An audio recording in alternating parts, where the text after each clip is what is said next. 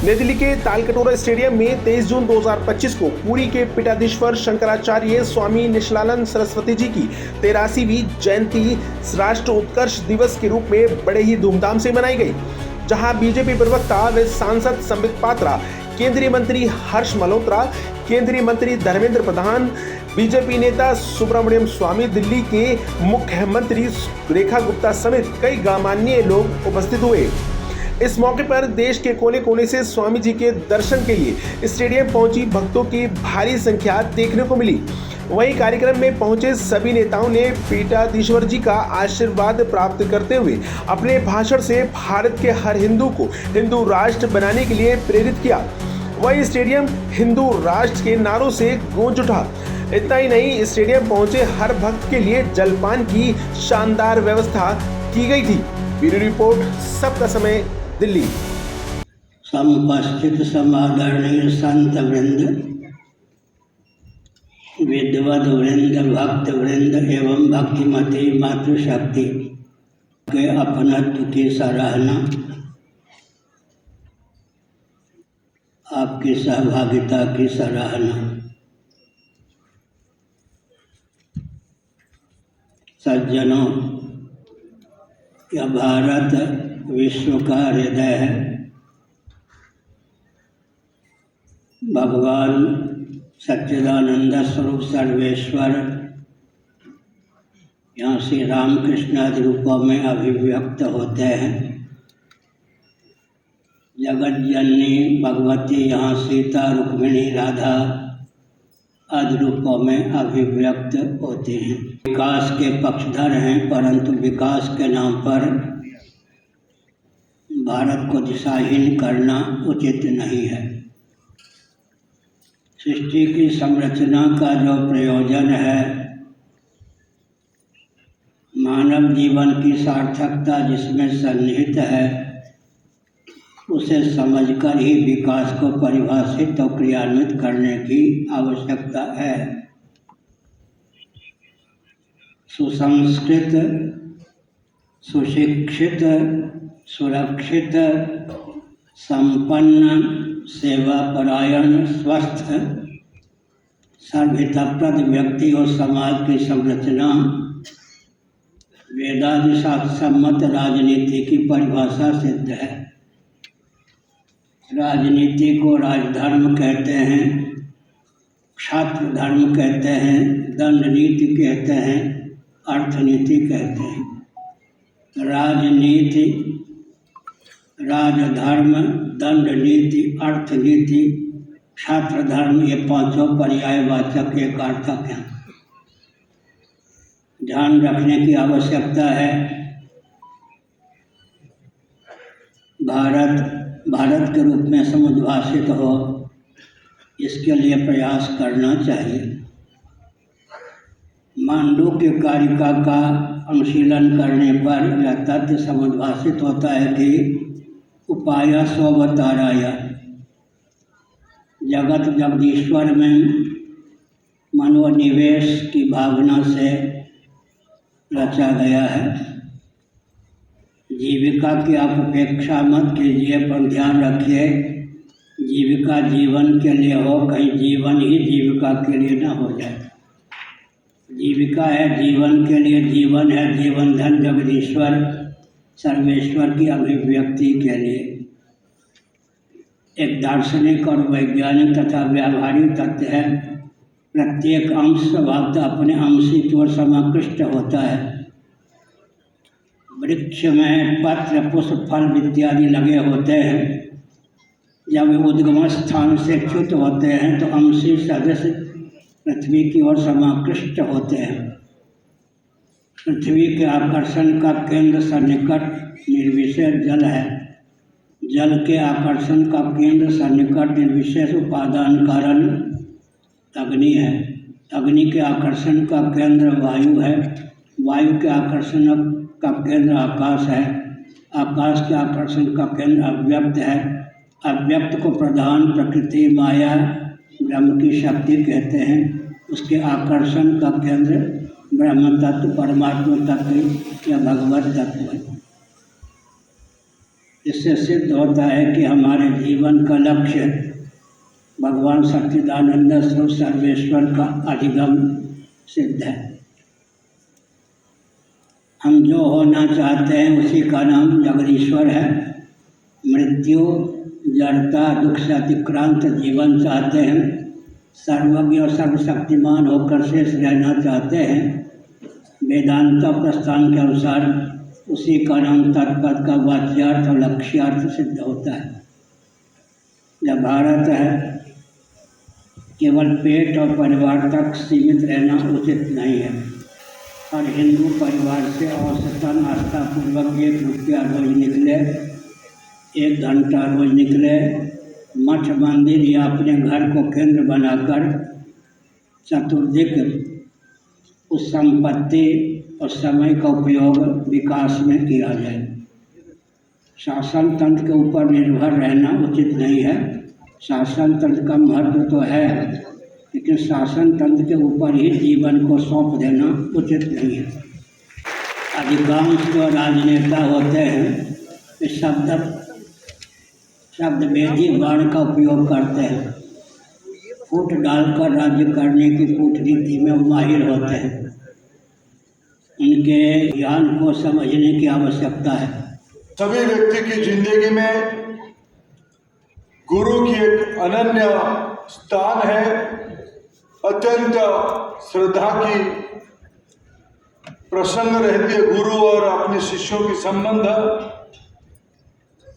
सनातनियों के जीवन में पूज्य शंकराचार्य जी का सानिध्य अपने आप में सभी सनातनियों का एक परम सौभाग्य होता है। मैं आप सभी का आभारी हूँ। ऐसे शंकराचार्य ब्रह्मांड के होते हैं, सनातनियों के होते हैं, लेकिन शंकराचार्य की व्यवस्था में 4 मठों की व्यवस्था है। मैं आप सभी को पवित्र गोवर्धन मठ की ओर से, महाप्रभु जगन्नाथ जी की ओर से और उड़ीसा की ओर से आभार प्रकट करता हूँ। आज पूज्य गुरु जी की 80वां प्रकट्य महोत्सव में आप इतने संख्या में उपस्थित होके राष्ट्र उत्कर्ष दिवस को सफल बनाने में आप लोग साक्षी रहे। मैं आप सबको आभार प्रकट करता हूँ। पीठस्य आचार्य तस्मै श्री गुरुवे नमः। हम सबका परम सौभाग्य है, हम जीते जागते अपने नेत्रों से जगत गुरु भगवान के रूप में साक्षात ब्रह्मा का ही दर्शन कर रहे हैं। प्रत्यक्ष आज हम सब भाग्यवान हैं कि अपने नेत्रों से स्वयं शंकर भगवान का भी दर्शन कर रहे हैं। अब जो सच्चे हिंदू होंगे उन्हें अपने शास्त्रों पर विश्वास होगा। तो शास्त्र अगर प्रमाण है तो हमारे मध्य में साक्षात शंकर भगवान विराजमान है। अगर आप हिंदू है तो नकली है तो हमें कोई गारंटी नहीं। हमारे यहाँ एक प्रॉब्लम हो गई है, जो मेरी हित की बात है वो तो हिंदू है और जो मेरे हित की बात नहीं वो हिंदू नहीं है। और आप सच्चे सनातनी तब होगे जब शास्त्र के अनुसार चलोगे। आज हमारे माथे से तिलक गायब है, सर से शिखा गायब है, हाथ से कलावा गायब है, हमारे घरों में से संस्कार गायब है। इसीलिए हमारे घरों से बेटा और बेटी गायब है।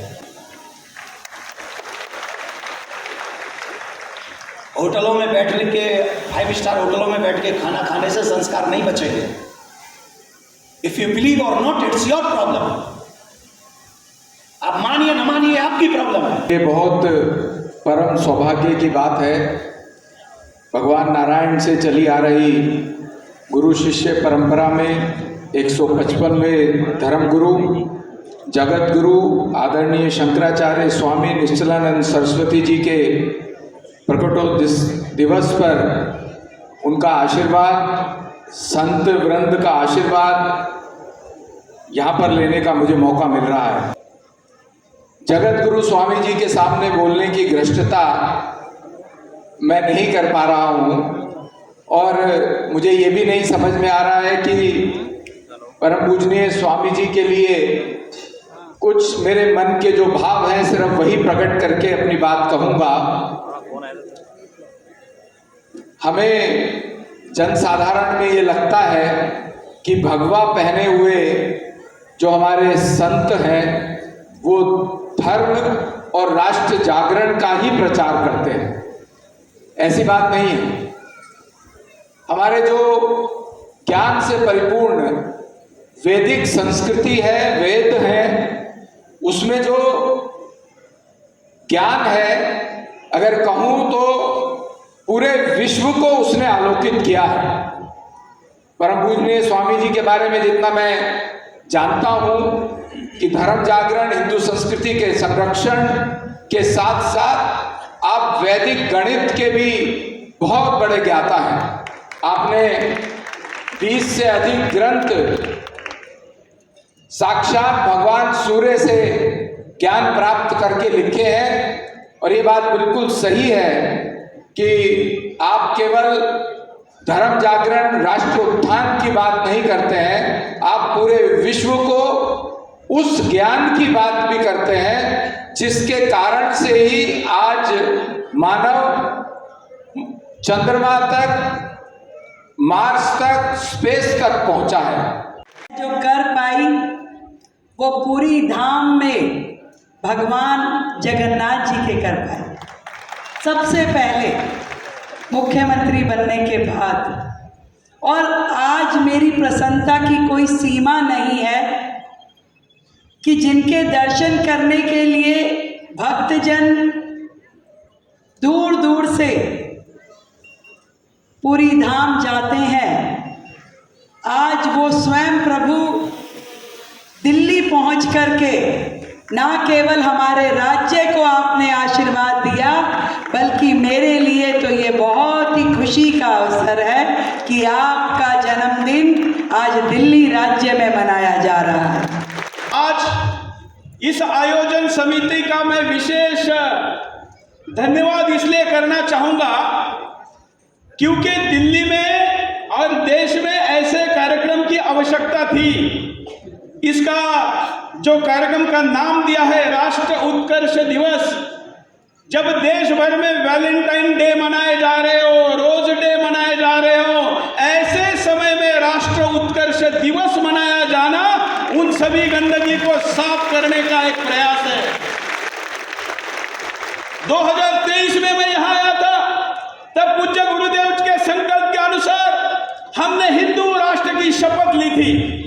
और मैं बड़ा दुर्भाग्य का क्षण है कि इस देश के न्यायालय में, सर्वोच्च न्यायालय में मेरे खिलाफ केस चला कि हिंदू राष्ट्र की शपथ लेना हेट स्पीच है।